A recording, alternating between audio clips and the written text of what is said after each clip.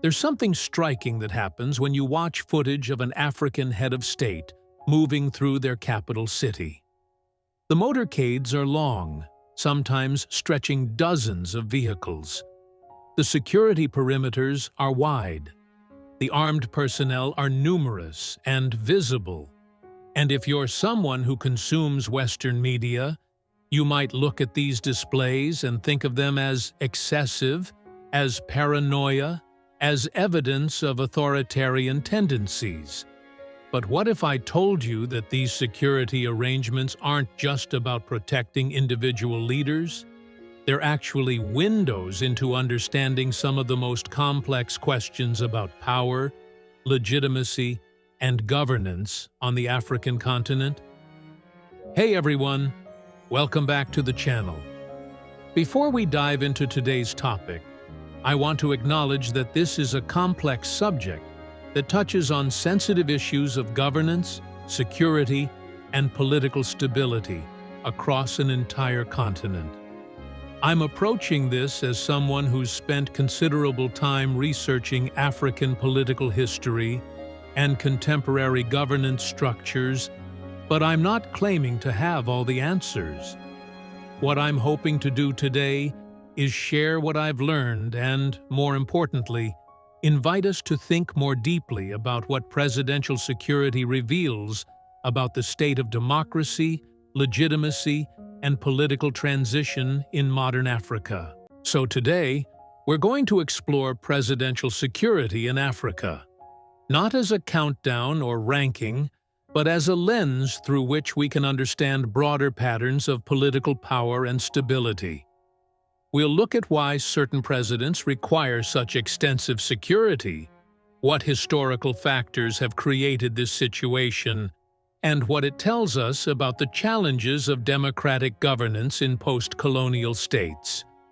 We'll examine specific examples, certainly, but our goal is understanding patterns, not just listing facts. All in all, what I'm arguing today is this. The fortress-like security that surrounds many African presidents isn't simply a matter of personal paranoia or authoritarian excess. It's the visible manifestation of deeper structural issues, the legacy of violent power transitions, the weakness of institutional legitimacy, the ongoing tensions between military and civilian authority, and the very real threats that come from both domestic instability and international interference. Understanding presidential security means understanding African political history itself. So, let's begin. To understand why presidential security is such a prominent feature of African governance, we need to go back to independence, when African nations inherited a particular model of state power. When African nations gained independence in the 1960s and 1970s, they inherited colonial structures built around coercion rather than consensus. As political scientist Mahmoud Mamdani documented, colonial governments ruled through decentralized despotism, systems where administrators had power to enforce directives but little accountability to populations. These were institutions of control, not representation. This meant the presidency wasn't an office deriving authority from democratic legitimacy. It was the apex of an administrative hierarchy relying on the threat of force. And in the first decades after independence, many African nations experienced what scholars call the coup epidemic. Between 1960 and 1980, Sub-Saharan Africa saw more than 70 successful military coups, over 3 per year across the continent. Political scientist Samuel Decolonization identified recurring factors: civilian governments led by politicians with little governing experience, weak institutions, economies distorted by colonial extraction, and Cold War interference from both Western and Soviet powers supporting coups when it served their interests. The result was a legitimacy crisis that's never fully been resolved. Whether you came to power through elections or a coup, whether you've been in office decades or years, you're aware that leaders have been overthrown. Presidential security in Africa isn't just about protecting individuals from random violence. It's about managing the fundamental problem of political legitimacy in states where institutional authority is weak, and the history of violent power transitions is strong. One of the most distinctive features of presidential security in many African nations is that it's not separate from the military and political structure. It's deeply embedded within it. This makes it fundamentally different from, say, the U.S. Secret Service. When Paul Kagame became president of Rwanda in 2000, he wasn't a civilian politician being protected by a professional security service. He was a military officer who had led the Rwandan Patriotic Front to power. His security apparatus wasn't external to his political power. It was the foundation of it. The same military structures that brought him to power became the structures that protected him in power. This pattern is common. Yoweri Museveni in Uganda led a guerrilla force before becoming president in 1986. His security is managed by military officers he personally knows, including his son Muhoozi Kainerugaba, who heads the Special Forces Command responsible for presidential protection. When the line between military and political authority is blurred, security becomes as much about managing loyalty as preventing threats. Political scientist Jeffrey Herbst has argued that one of the defining features of many African states is weak territorial control. They've never fully established control over their entire territory. In this context, presidential security becomes a microcosm of the state itself. The elaborate motorcades, the visible security presence, these aren't just defensive measures, they're signals of power and demonstrations of control. But here's the paradox. Presidents who maintain tight control over military forces are more secure in the short term. They're less vulnerable to coups. But this same structure makes democratic transitions much more difficult, because transferring power means transferring control over the security apparatus itself, which is far more dangerous than simply losing an election. We also need to discuss the role of international actors, both historical and contemporary. Threats to African presidents haven't only come from domestic opponents. In 1961, Patrice Lumumba, the first democratically elected Prime Minister of the Democratic Republic of Congo, was assassinated in a coup actively supported by Belgian intelligence and the CIA. Documents declassified later confirmed that Western powers, concerned about Lumumba's potential Soviet alignment during the Cold War, worked to remove him. Thomas Sankara, Burkina Faso's revolutionary president, was assassinated in a 1987 coup many believe was supported by France, uncomfortable with his anti-imperialist politics. While the Cold War's ideological competition is gone, international actors still pursue their interests through intervention. France maintains significant military presence in former colonies. Its forces intervened in Ivory Coast in 2010 to support Alassane Ouattara's claim to the presidency. When we talk about Ouattara having extensive security, we need this context. The point isn't that foreign interference explains everything. That would deny African actors their own agency. But when we look at presidential security, we need to understand it in a context where foreign powers have repeatedly demonstrated willingness to use military force to shape political outcomes. If you're a president who's challenged Western interests, like Ibrahim Traoré in Burkina Faso, You enhance security based on a realistic assessment that your positions make you vulnerable. This also explains why some African leaders have sought security relationships with non-Western powers. Russia's Wagner Group and Chinese security partnerships aren't necessarily about ideology. They're about reducing vulnerability to any single external power. Now we need to talk about one of the most challenging aspects of presidential security: its relationship to democratic governance. Here's the paradox. In theory, democratically elected leaders should require less security because they derive legitimacy from popular support. In practice, it's much more complicated. William Ruto became president of Kenya in 2022 through a competitive democratic election. Kenya has one of the more robust democratic systems in East Africa. Yet Ruto's security arrangements are extensive. Motorcades of more than 24 vehicles, armed personnel, armored vehicles. Why? Part of the answer lies in Kenya's 2007 to 2008 post-election violence that killed over 1,000 people.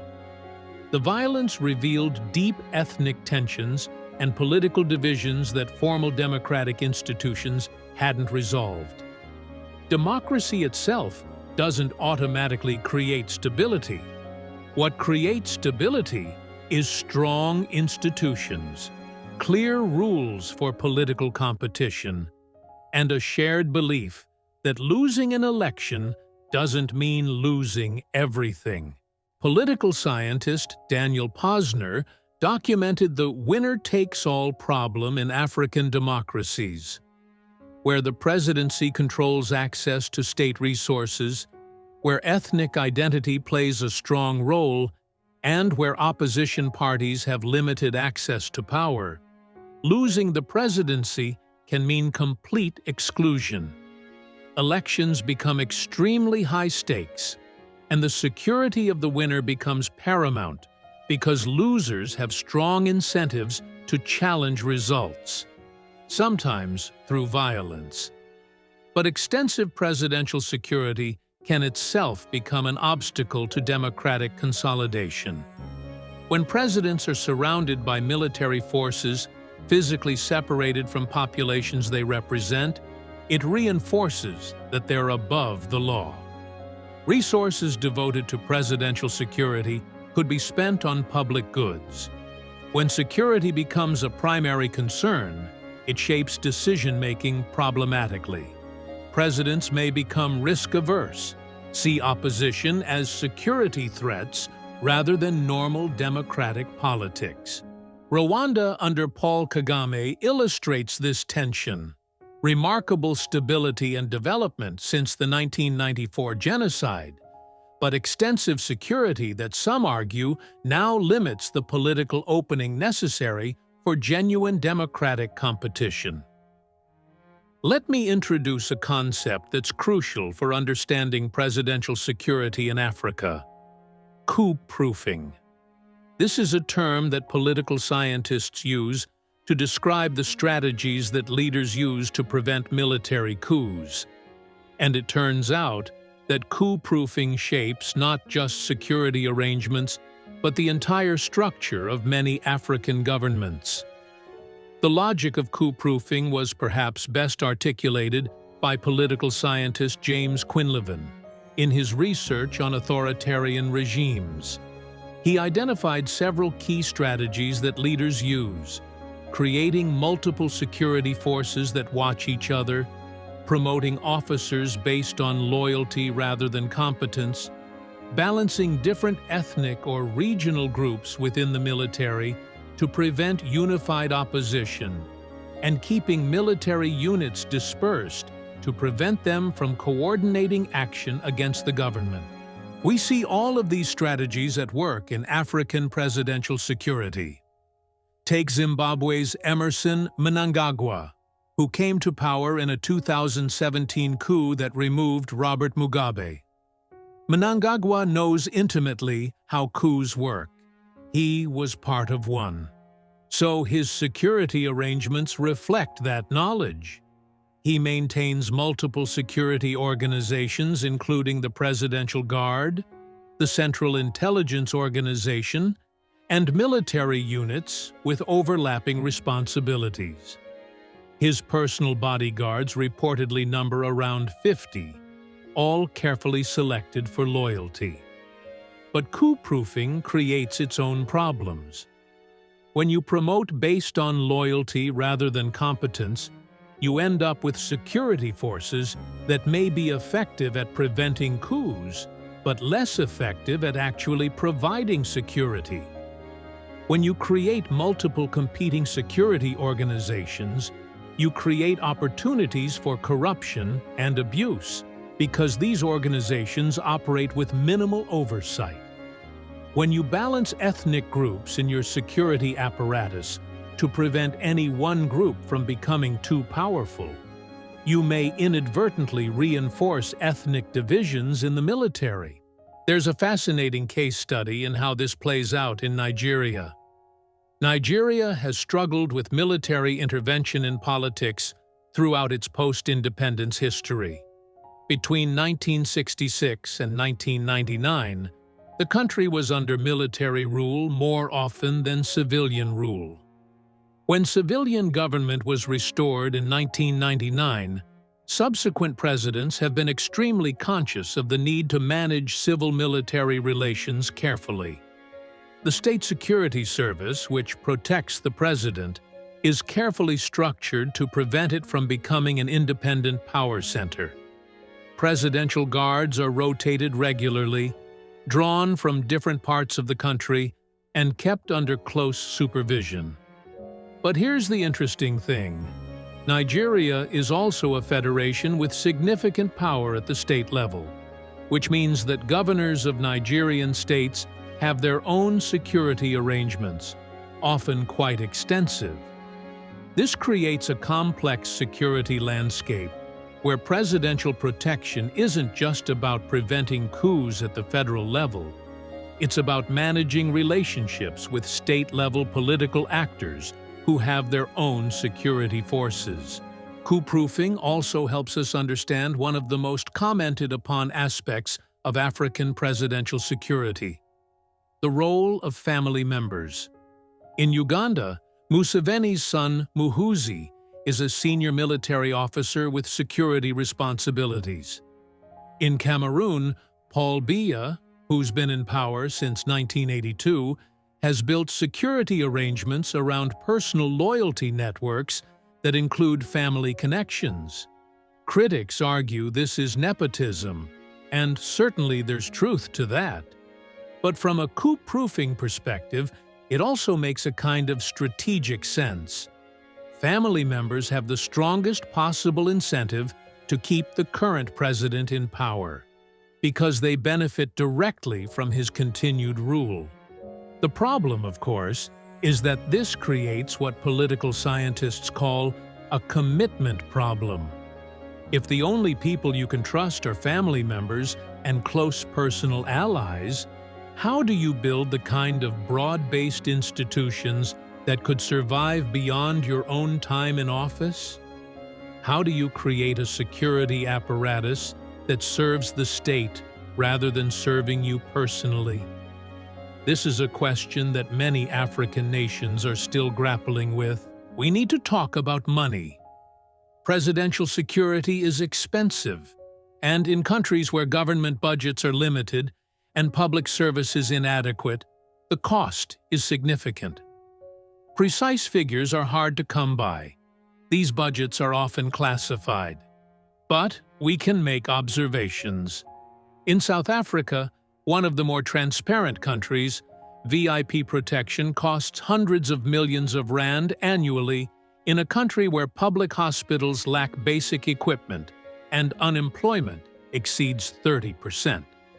Cyril Ramaphosa has faced public criticism over security expenses while promoting fiscal discipline.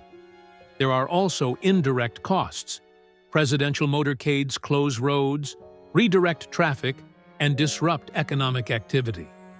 In Kampala or Nairobi, They can bring traffic to a standstill for hours, costing businesses money. Lost productivity rarely captured in official budgets. Political scientist Nicolas van der Walle has documented the personalization of politics in African states. Resources controlled by and flowing through personal networks centered on the president. Lavish security spending isn't anomalous. It's part of a pattern where resources concentrate on the presidency rather than flowing through institutional channels. But some scholars argue that visible displays of presidential power serve an economic function. When a president travels with a large motorcade, it signals power and control. In systems where state authority is weak, these signals matter to businesses wanting to know who's in charge and investors wanting stability assurance. From this perspective, presidential security isn't just cost. It's investment in maintaining the perception of state power.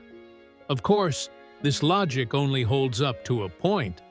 When security drains resources from essential services, when motorcades disrupt economic activity, when the gap between presidential luxury and public poverty becomes too visible, political costs can outweigh any benefits. So far, we've been talking about presidential security in Africa as if it's uniform across the continent. But of course it's not. There are significant regional variations, and understanding these variations helps us understand the different political dynamics at work in different parts of the continent. West Africa, for instance, has seen a recent resurgence of military coups that's quite distinctive.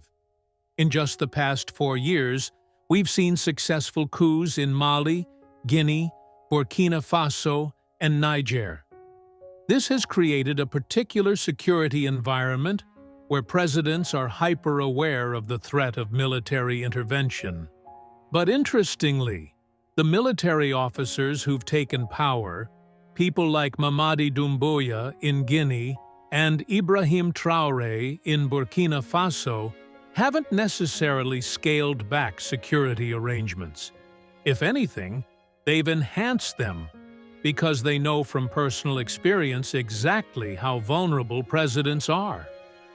What's distinctive about West Africa's recent coups is that many of them have been framed as responses to security failures, specifically failures to address jihadist insurgencies in the Sahel region. This creates a fascinating dynamic. Military officers claim they need to take power to improve security, but once in power, they focus heavily on securing themselves. The populations that supported these coups because they wanted better security from terrorism find that resources are being diverted to presidential protection instead. Southern Africa presents a different pattern. Countries like Botswana and Namibia have had relatively stable democratic transitions and more modest presidential security arrangements. Botswana in particular stands out. It's had uninterrupted democratic governance since independence, and its presidents don't require the kind of fortress-like security we see elsewhere. This suggests that when democratic institutions are strong, when there's a history of peaceful transitions, and when economic resources are more equitably distributed, extensive presidential security becomes less necessary. But even within Southern Africa, there's variation. Zimbabwe, as we mentioned earlier, has extensive presidential security that reflects its history of authoritarian rule under Robert Mugabe and the military's role in politics. South Africa's security arrangements are complex because of the country's unique history, the legacy of apartheid, the transition to democracy, and ongoing challenges with political violence and crime all shape how presidents are protected. East Africa is another interesting case.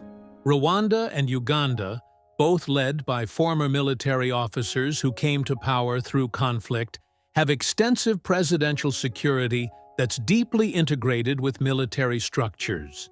But Kenya, which has a more competitive democratic system, also has extensive security, reflecting its history of political violence and ethnic tensions. Tanzania, meanwhile, has had relatively stable leadership transitions and more modest security arrangements, though this has been changing as political competition has intensified. What these regional variations tell us is that presidential security isn't determined by any single factor.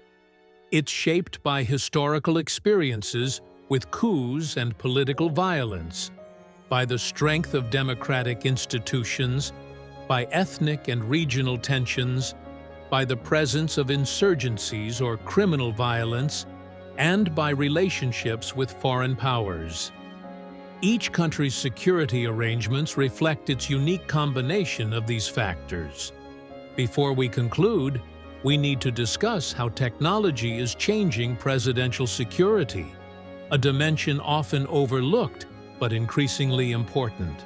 Modern presidential security isn't just bodyguards and armored vehicles, it's also surveillance technology, communications security, and cyber capabilities. African presidents increasingly face digital threats: hacking, surveillance, information warfare. The armored vehicles in motorcades now have advanced communication systems, surveillance capabilities, and countermeasures against electronic threats.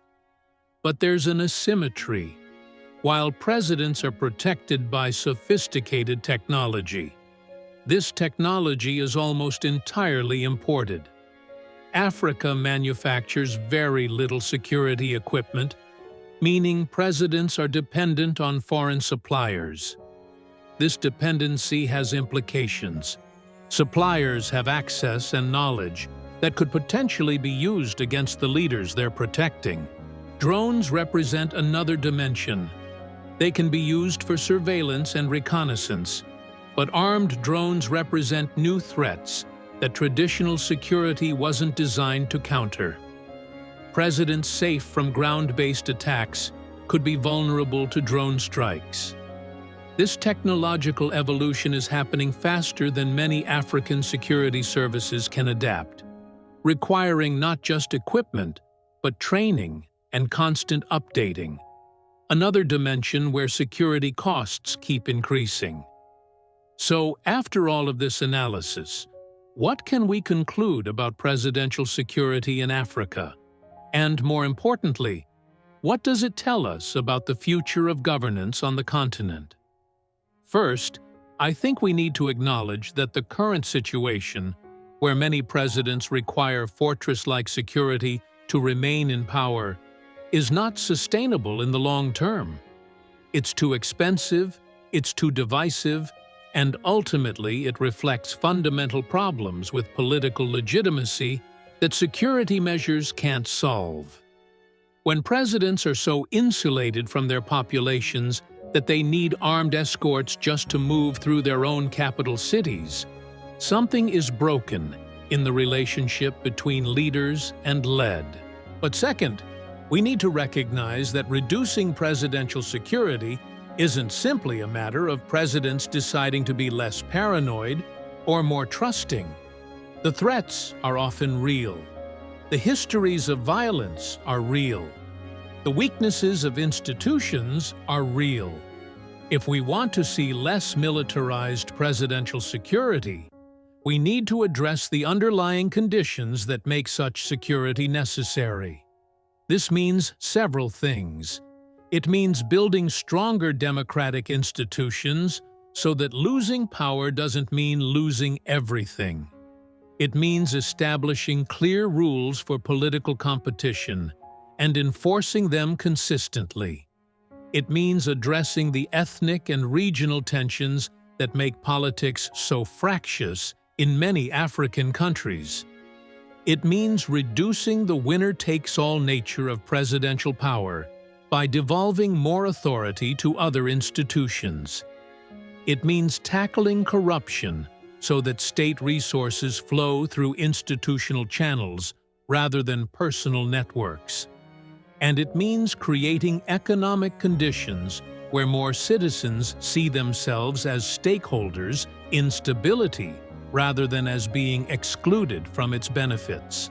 None of this is easy, and none of it will happen quickly.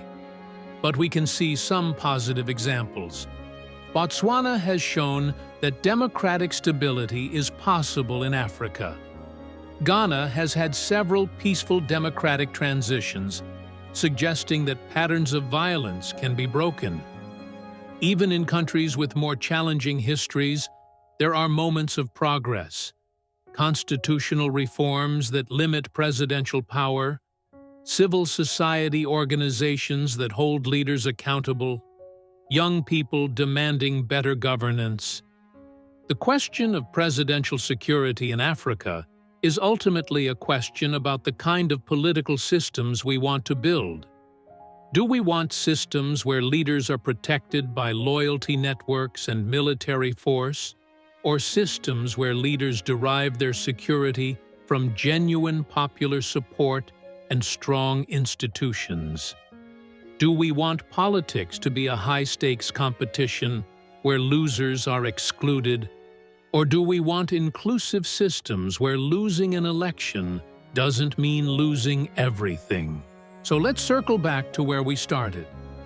When you see footage of an African president moving through a city surrounded by dozens of security vehicles and armed personnel, I'd encourage you not to see it simply as evidence of authoritarianism or paranoia.